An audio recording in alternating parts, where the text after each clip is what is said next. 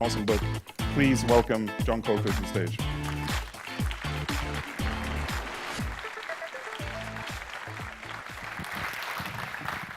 Good morning. How y'all doing? Smiley faces. I'm not going to make you do any embarrassing activities. Oh. Not unless you're lucky. Good morning. My name's John. I'm the founder and director of Austin Center for Design. I'm the VP of Design at Blackboard.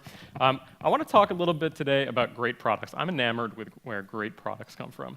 And when I was working on my most recent book, I actually spent a lot of time talking with some folks who I think have created great products that we all use and love on a daily basis. I think one of the things I heard was that they come from vision. They come from maybe an autocratic sense that somebody at the company is leading the way. I talked to Joe Gebbia at Airbnb, and he talked about how the company has a North Star that they're basically all aligned toward. And maybe that comes from the top, right? Maybe somebody in the C-suite has said, we're going over there, and if you don't want to go over there, get off the train, right? And you could sort of think a little bit about, as I'm talking, is this a company, is this similar to the way that your company runs? I think another perspective is that it's actually driven by process, maybe sort of a more regimented process, maybe a process of ambiguity and chaos. And that ambiguity and chaos, actually, Alex Reinert sort of echoed. He was the head of product at Foursquare, and he described, actually, that the process they're going through at a company is very unique, and it's a process that if you're at a startup sort of mid-stage, you might be experiencing as well. How do you take a product and turn it into a startup and ultimately turn it into an organization, right, into a functioning company? I subscribe more to this perspective. It's just hard work, right? It's blood, sweat, and tears. And a good friend of mine, Mark Phillips, the CEO of and founder of Are You Watching This? And I'm not a sports fan. If you're a sports fan, you might love this thing. The net of the product is it sort of sends you an alert when the most arcane sports event in the world is heating up. Right, so it might be like a little league game in the middle of Japan, and it's like, going into extra innings, and it's like, get up, come watch this crazy sporting event. Okay, so anyway, he said he's been pushing this rock uphill for, what did he say, 7 years, right? 7 years and 2 months, and this is a little out of date. And he didn't make any money for a majority of that. And he tells a story about how he maxed out his credit cards, multiple credit cards, terrible credit score. Hard work to a level that I think when you talk to your friends, they're like, oh, my job is so hard. You're like, no, you have no idea. Right? No idea. And at the heart of this is this notion of product management, because we're talking about products, and getting it through sort of that cycle is sort of the art and science of managing it. And these are some of the folks I spoke with. And I heard trends like that repeated over and over, and they rang true with what I was experiencing myself. And so I want to talk first just sort of theoretically about product. And that process. And then I wanted to give you a little bit of a case study that talks about my own experience. I think that product comes to be first through this step of establishing a vision. And that might come from the top. It certainly might come from within. You think about an innovative culture. I believe it comes from something called qualitative behavioral research. And I'll talk through an example of that and actually tell you how to do it. But once that vision is in place, it's not enough to have the vision. Everyone sort of needs to understand it. And more importantly, there needs to be consensus behind it. And in a small company, that's extraordinarily easy to do. You're sitting next to the other people. And if they're like, no, we're not doing that, you're like, yes, we are. You better come to terms with that before everybody goes home. Right? And so it's very easy to remain aligned. That word, sort of gives me the heebie-jeebies, aligned. A big company, Blackboard has 1,800, 2,000 people. If I have a conversation with you and then I don't talk to you for 3 to 4 months, that alignment sort of goes sideways, right? And so that consensus actually becomes pretty difficult to achieve. And the third part of this process, it seems so overly simplistic to include it in the diagram, is ship the thing. Right? Of course you ship the product. But I reflected actually a little bit on my career as a consultant, right? Very different than an experience as a product leader. As a consultant, I probably shipped 5% of the products we worked on, actually saw the light of day. And that, when I talked to my friends who are also consultants at IDEO and Frog and sort of the names, they're like, yeah, that's a pretty good percentage. You're doing pretty well. Okay, so ship the thing, right? And that's difficult. And at the center of this is this sort of amorphous idea of a product. And so I want to spend a little bit of time talking about it again at a high level. I think there's 2 qualities that make up a product. The first is this notion of product market fit, and the second is this idea of behavioral insights. And to break down product market fit, I think it's important to look a little bit at the infrastructure that you're relying on for your product to be successful. Take a second and think about whatever industry you're in, what the politics, literally the policy around it are, and what the technological base for your product to succeed is. Might just be the internet, need internet access. But it might be more complex than that. Think a little bit about Uber, right? For Uber to succeed, for Uber to grow, for Lyft, for all of the sidecar, all of the different ride-sharing programs, they actually need policy to change. Okay? Their company is hoping a lot that policy will change. Okay? And they're working very diligently to do that, right? They're spending hundreds of millions of dollars to actually lobby municipal governments, right? Do you have hundreds of millions of dollars? Right? If your product requires a law to change, man, you better get that thing changed, right? Or maybe you better change your product. Same idea with the technological infrastructure, right? Google is laying fiber optic cable to your houses because they need you to look at more ads. And if you need people to look at more ads, do you have the money to lay that fiber optic cable, right? Maybe we need to change the product strategy. The other side of this story is social precedent. I sort of looked around a little bit, and I didn't see a lot of Google Glass. Like maybe 2 years ago, you would all be wearing these weird cyborg things, and we'd all be like, wow, that's really bizarre. Because it is bizarre, right? There's not a big social precedent for a computer on your face. It's like a little weird. There is, though, a precedent for these, right? And this is technology on my face. It's eased in, right? And we have Bluetooth headsets, not wonderful, but it's a precedent.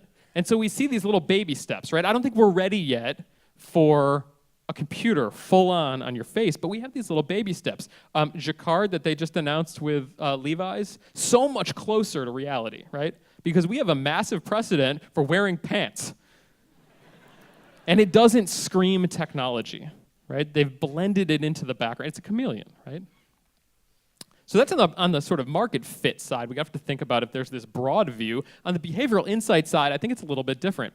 The first idea there's the notion of value. Value is really sort of difficult because it's so individualized. Think about how much money you paid to be here. Okay? And now think about the value you expect back. I don't know what tickets cost. Let's just assert that they're $1,000. You need to get $1,000 worth of value out of this conference. And the trick here for the organizers is that all of you are going to view that differently. Right? Is that $1,000 worth of content from us? Is it $1,000 worth of beer? Right? Is it networking? Is it experiencing San Francisco? It's different for every single person, right? And so the designer needs to understand what that value is and needs to understand the value is going to be different for all of you. Okay? And that's complicated. Additionally, we have this notion of identity, and I think this is actually more and more influential, not just in consumer products, but in all products. Okay? You need to be able to see yourself in the product you're using. And increasingly, I think people want to see an aspirational self, not their real self. I want to see myself maybe a little bit hipper, maybe a little bit wealthier, maybe a little bit more organized, maybe a little bit more on top of things. Okay, so think about the way that you can start to bake that into a product. Again, equally as difficult. These ideas are conceptual, right? They're theoretical, and at the heart of this thing is this notion of product management, because that's the discipline that gets us to those ideas.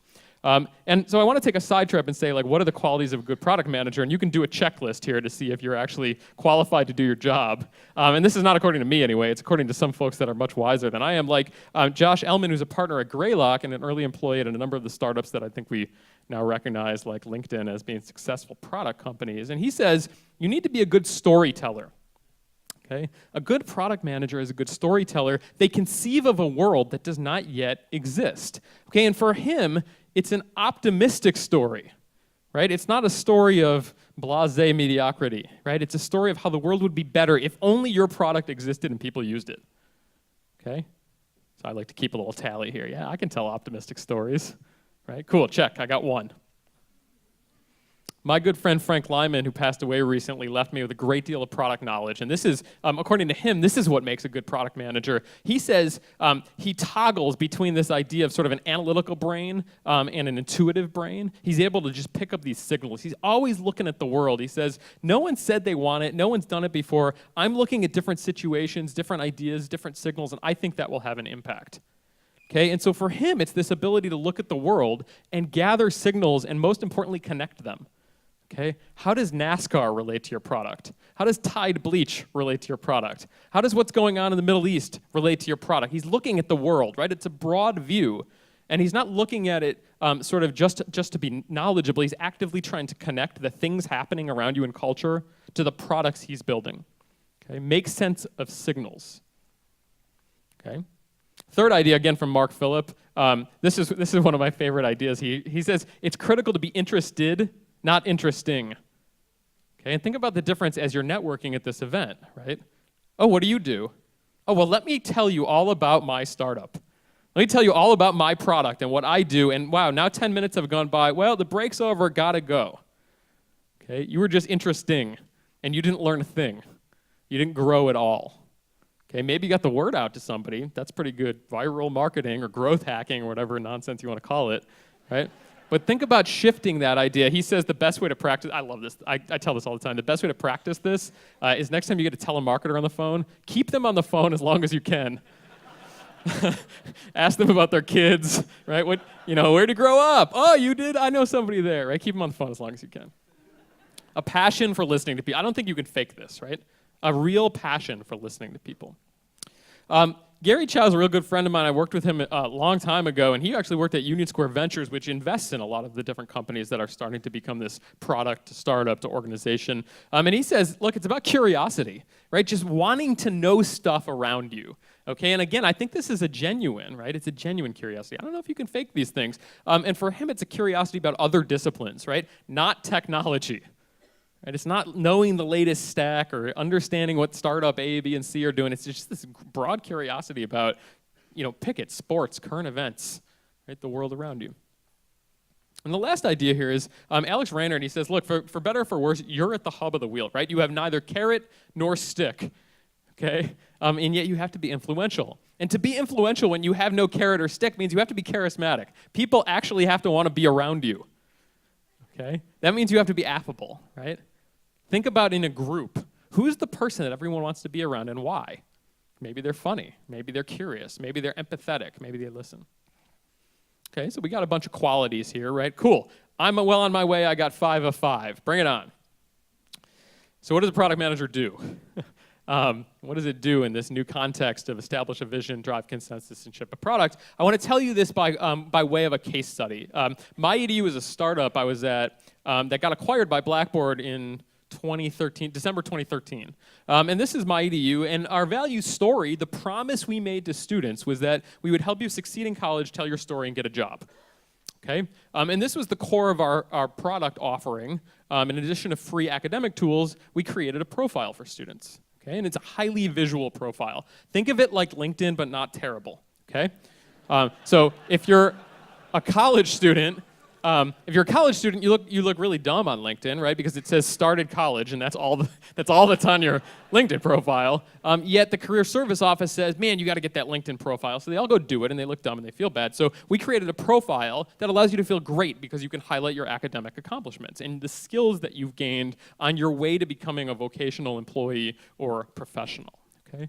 So I want to tell you a story about how we got there very briefly in about 4 different sort of sections or chunks and how product plays a role in this, but maybe a slightly different way of thinking about product than you might be right now. And I'll try to give you some methods that you can go take and apply and try in your current role. Tell me if they work. The first is that we spend an inordinate amount of time with students in their place of life, doing the work that is being a student, in this case, their dorm rooms, right? We go in their dorm rooms with their permission, we look through their bags, right? We spend time with them watching them watch TV. Very bizarre, right? They give us tours, we watch them sign up for classes, do their homework, not do their homework, talk on the phone, okay? And we watch behavior. And I'll give you an example of what you glean when you watch behavior, okay? This is a verbatim from a student named Samantha who said, your resume is like your life. It's the ticket to the chocolate factory. Okay? I like to put customer service and management and things and stuff like that on my resume. Everyone has a business degree these days, so I'll always be able to get a job. I found out about the international business major from a guy at the Gap. I didn't even know what it was. I Googled it. It sounded better than regular business, so I just chose that. And then she summarizes, my life decisions are based on stupid things. So Samantha is 23, and I make it really clear that I tell this story not to ridicule Samantha, and I get the sense we're laughing with her, not at her, because this is the norm.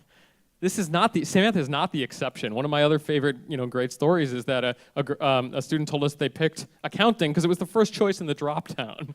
Right? So yeah, call it stupid decisions, call it uninformed, call it pressure, right? It's massive anxiety to go sign up for a major for the rest of your life, right? I mean, we learned that through qualitative research. This on the wall, this is a purple squirrel, okay? And it's hanging on the wall in a recruiter's office, and we know this because we do qualitative research with recruiters too. We go in their office and we watch them do their job. We watch them recruit. Okay, and when we do that, we hear stuff like this. This recruiter said, look, students say I could do anything. I could do this, I could do that. I'll apply, sort of scattershot to all the jobs you have offered because, man, I got to be able to do something that's helpful. She says, don't do that. I think you couldn't say something worse to a recruiter. You apply to 5 of my jobs. You're not getting any of them. Okay, so to compensate for this sort of aimless anxiety around what do I do with myself, what am I good at, students apply for everything. The recruiter says that's terrible. And we learn this through qualitative behavioral ethnography. We go watch behavior. We don't do an interview. We don't do a survey. Okay? We don't do this over the phone. We don't bring people in for a focus group. We go to where they work and play and live, and we watch them work and play and live. Okay? And it seems so easy, right? That's the method. You identify some people, you go figure out where they are, and you go watch them. So take a second and think about in your own context what it would mean to watch behavior. It's actually a tremendous logistics challenge, but it means you have to rely on that affability we talked about, right? That charisma, that curiosity, that be interested and not interesting. And that's the foundation of our process. So from there, we move into a step called synthesis or sense-making, okay? And this is our war room. It's probably similar to what you might see designers playing with at your companies or living in. And I'll zoom in a little bit. Each one of these is what we call an utterance, okay? Every single one of these is a verbatim from what we saw, heard, watched in the behavioral research. We transcribe the whole friggin' thing. Okay, so if we were there for, call it 4 hours, we transcribe 4 hours worth of data times 30 people, oh my God, right? And we start to organize it and patterns emerge from it, okay? And we start to understand and see these patterns and really start to know, right? We start to build knowledge, and more importantly, we start to empathize. We build a way of seeing through the student's eyes. I can hear Samantha's voice in my head because I transcribed Samantha's 4-hour ethnographic study. I can hear it now. I can actually sort of channel Samantha, right? And in many ways, when I see a situation, if I try, I can say, well, how would Samantha react to this? Okay. So this is this form of sense-making. And again, the method here is maybe overly simplistic. It takes forever, but huge value, right? You explode the data, and you marinate in it, and you start to find patterns. And from there, we move into this idea of behavioral insights. And I actually think this is the magic right here. This is where the magic happens. Remember, Samantha said, your resume is like your life. It's the golden ticket to the chocolate factory, okay? So for her, she emphasizes bullets on a resume because somebody told her to. I'm good at this, this, and this. She thinks she should have this broad view, right? Apply for every job, and so she'll apply for any job she encounters. And so for her, we're going to craft an insight that says students think they have an idea of what employers want in a candidate, but they are often wrong. But we didn't say for Samantha, we said students. To put a fine point on it, we just made an inferential leap from one to mass, right? And we introduced bias, and we asserted something. We just formed an opinion. Let's try another one. Meg says, don't apply to 5 of my jobs, you're not getting any of them. Okay, so she forms this opinion of a student very quickly, like boom, boom, boom. She's looking for specific skills, right? And she creates this mental narrative of what somebody can do, and then she acts on it very, very quickly. And so we can form a similar insight for recruiters. Recruiters make snap judgments directly impacting a candidate's chance of success. Again, we just extrapolated, right? We built an inference, right? And then we broadened it to a large population. We introduced bias. We did something that is statistically insignificant, and statisticians are going, oh my God, this is terrible.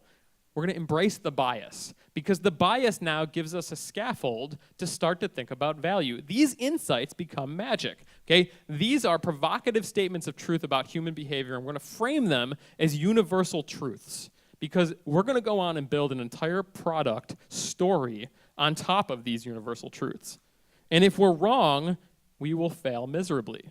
But if we're right, we're going to create a product that someone will be able to use emotionally and feel because we empathize with that person and their needs. Okay? So the method here is to ask why. We have these groupings of utterances, and we're going to say why. Why are students behaving this way? Why, and we're going to answer the why question, and we're going to answer it even if we don't know the answer. Okay? We're going to form an intuitive response based on that marination, based on 20 or 30 days of living with all of these individual utterances on the wall.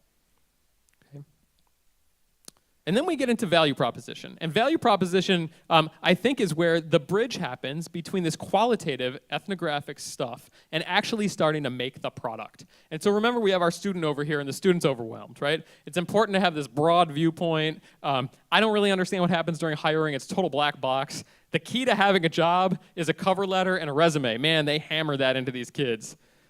Gotta have a cover letter. You guys hiring managers, you ever read a cover letter in your entire life? I never read them, and I don't look at the resume, I look at the work, right? Oh, you're a developer, show me your GitHub archive. Oh, you're a designer, show me your portfolio, right? But man, I gotta have that cover letter. Okay, so that's sort of their worldview. And on the recruiter side, right, we have this notion that, like, I need to see evidence. Don't just tell me you're good at PHP, show me you're good at PHP. Show me that example of something you coded, or show me some example of your advertising work. And by the way, I'm a very busy person, right? Very busy. So we have this what-if opportunity that we learn from the synthesis and sense-making. And the what-if opportunity for us was, what if we help students identify their skills and present them to employers in a credible way? Okay? And then we're going to sort of twist that on its side. And we're going to assert that that is, in fact, our value statement. It's a capability value proposition that MyEDU will help students identify their skills and present them to employers in a credible way. And now we have a promise. If you use our product, we promise you that this will happen. Okay? And now we're articulating value. And now it's up to us to actually deliver it. Right? And that's the hard part. And so here, our method is to tell and show a story of the problem state, to connect these two, different insights with this what-if question, right? And to then articulate it as a statement of value, right? To present it as a statement of value. And from here, we get into maybe the table stakes of products, right? We start to do feature definition, if you'd like, or capability definition, right? We thought about, like, what are all the different ways to go achieve that capability? Well, we gotta have them be able to put their skills on their profile. So there needs to be a way to, like, search for skills, or browse for skills, or free associate skills. So we, like, brainstormed all of those ideas, and then, like, oh, what's the critical path to get there, to get a product out the door? All right, well, this one, add a skill, and search for it, and then substantiate it, and then show it. And then we did, sort of our terrible Jira agile process, which I'm sure all of you are living, right? Write a bunch of terrible user stories and nobody reads. Okay, cool. We did, the designers do Photoshop high fidelity comps of, like, what it could look like. So in this phase, now we're just getting into what I think many of you would relate to as, like, core product building, right? Chunk the stuff. This is all the iterative things. Work with designers, cross-discipline. We all know that stuff. And then you launch the sucker. And when you launch it, if you don't know what's going on, you're sort of flying blind. But if you do know what's going on, you're marinating in data, and suddenly you're a kid in a candy store. Oh, I know everything, right? And so there was so much going on at scale for us that we created this daily report. And every day, everybody in the company, it was 18 people or 20 people at that point, got an email that said, here's what happened. Right? Here's what happened with that profile product and those skill tiles. In this case, here's how many people added a new skill. Like, we were tracking average tiles per profile. That gave us a good sort of baseline metric to understand if we're doing the value proposition we said, because if there's more skills on your profile, then there's more likelihood that an employer will find you and they do a faceted search. Cool. Okay, and the way that you get here is to build this into your product launch. And when we did that, this is what we found. And take a second and look at what skills students are learning in college. So if you need someone who knows Word, Excel, and leadership, you're golden. We got a lot of those. But now we know that, right? And now we can do stuff with it. And so I think the key here is, before you ever launch the thing, understand what it is you want to track. Right? Understand what those metrics are, and then build that actually into the dev cycles, so you actually code for that rather than forgetting about that telemetry and then going, I have no idea what people are doing with this product. And then, like a good iterative designer or product person, you iterate, right? So we had skipped a bunch of steps. Cool, now we'll go back and actually add in maybe the substantiation step. Can you prove that you've done a thing? right? And so we have this course feedback form that we were sending to our 1, 2 million, however many million college students at the end of each semester. How was the class? Did you like the professor? So we piggybacked this skill form at the bottom, which says, hey, what did you learn in this course? Go on and type it in, and so now we can start to build sort of a credible story. User generated at first, we can cross-match it against other people who were in the class, right? Starts with sort of a normalized list, add it 4 or 5 times, it gets added to our normalized list, right? And suddenly we have sort of a good story around where are those skills coming from and what are they specifically for students. This is what it looks like if I add drawing, then I can go in and substantiate it with a course, or I can say, oh, I practiced it at a co-op, right? And this is what it looks like when I sort of substantiate it with a number of different things. I have some work experiences that say I'm a designer. I can add projects to show it off. We have this cool idea of like when you showcase it on your profile, you get a tile, right? And the tiles over here are sort of like for all that normalized list, like we don't, you can type anything in, so cool, we have to have sort of a standard tile. But we saw repetition and we said, well, wouldn't it be magical if when you type in piano, enough people were typing in piano that you got this sort of cool, highly visual surprise, right? So started to introduce this calming design language to help alleviate some of the anxiety that we saw and identified during that initial ethnographic research. Our method here is, again, to sort of work through that iterative design process, right? Looking back at the stuff that maybe hit the cutting room floor and starting to introduce that back into the product. And the last part of this is the communication strategy.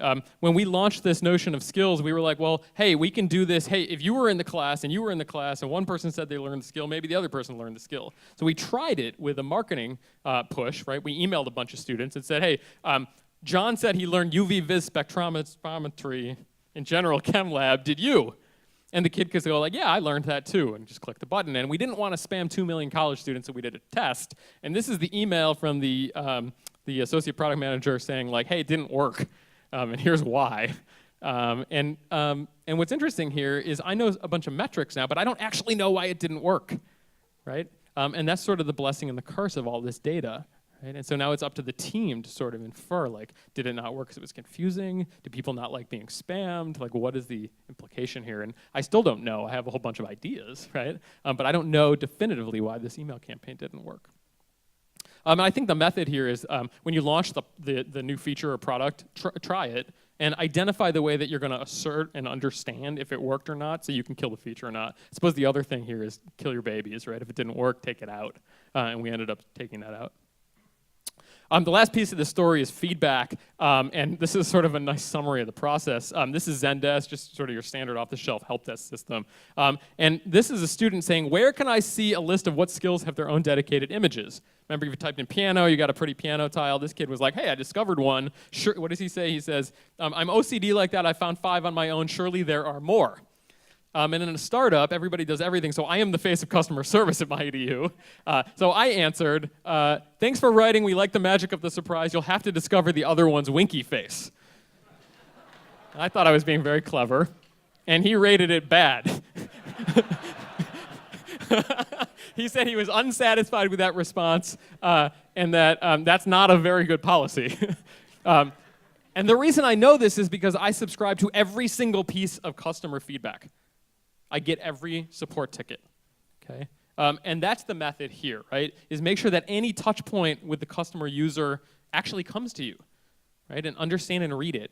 We didn't actually change the policy. It doesn't mean you have to do what they say, right? But it adds to your story and understanding of how people are using your product. So I want to end with sort of how the story played out. We got acquired by Blackboard. Blackboard, if you don't know about it, is probably the largest player in the ed tech space, and it's traditionally not a student-focused company, and we're changing that to be learner-focused. This is what we were averaging in profile acquisition, about 2,000, 2,400 a day prior to our acquisition, and the dip is because of summer vacation, right? And after you get eaten by the largest player in the space, this happens. We integrated the product into Learn, the flagship LMS, and suddenly we were averaging about 18,000 and 19,000 profiles a day. And think about if you're getting all the help desk tickets sent to you via email, right? All of a sudden, it's a different animal. And so that was pretty exciting and interesting for us to plow through.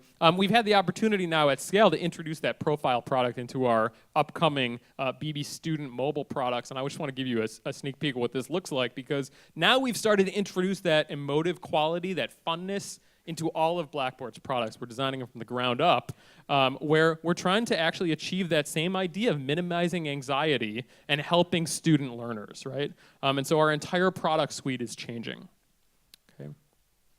Great. So at the middle of this story is this idea of product, and I think like you're in a good space because you're already in product, but you're like, yeah, I want to try this process. I'm in. Tell me how it works, right? And to sort of conclude, Joe Gebbia said, you want to get involved in this type of thing, throw yourself into making, right? Coding, design, whatever it is, learn it and make something. Doesn't have to launch to millions of people, right? It could be a hobby. Leland Richis at Kickstarter said, you have to have some experience building something. Go make something. And my friend Gary Chow said, go make something, right? If it succeeds, great, you got a business. If it fails, you have a set of great experiences and a set of stories to talk about that make you very marketable. We talked about product market fit. We talked about this idea of behavioral insights and empathy. Ultimately, it's about shipping. Go ship something. Thanks very much.